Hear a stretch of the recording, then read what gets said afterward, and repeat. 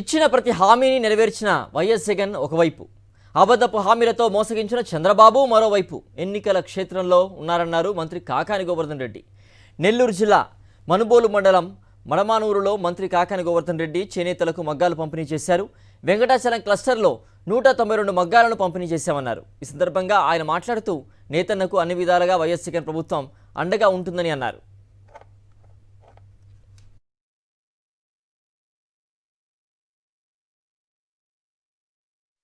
సంబంధించి కూడా ఈ ప్రభుత్వం ఇతోధికంగా సహాయ సహకారాలు అందిస్తున్నటువంటి నేపథ్యంలో ఆ కార్యక్రమాన్ని ప్రారంభించాలనేటువంటి ఆలోచనతో ఈ మగ్గాలకు సంబంధించి పంపిణీ కార్యక్రమాన్ని ఈరోజు మనం ఈ బనవరోలు గ్రామంలో చేపట్టడం జరిగింది అని చెప్పి మీ అందరికీ సందర్భంగా తెలియజేస్తున్నాం.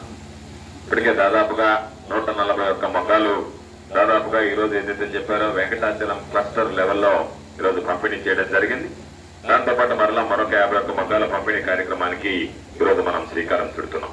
ఈ ప్రభుత్వం అధికారంలోకి వచ్చిన తర్వాత చేనేతల గురించి ఆలోచన చేసింది. నేతన్న నేస్తం కింద ఈరోజు ప్రతి సంవత్సరం 24,000 రూపాయలు చేనేత కుటుంబాలకి అందిస్తున్నటువంటి ఘనత ఈ రాష్ట్ర ముఖ్యమంత్రి జగన్మోహన్ రెడ్డి గారిది అని చెప్పి సందర్భంగా మీ అందరికీ మనం చేస్తున్నాం.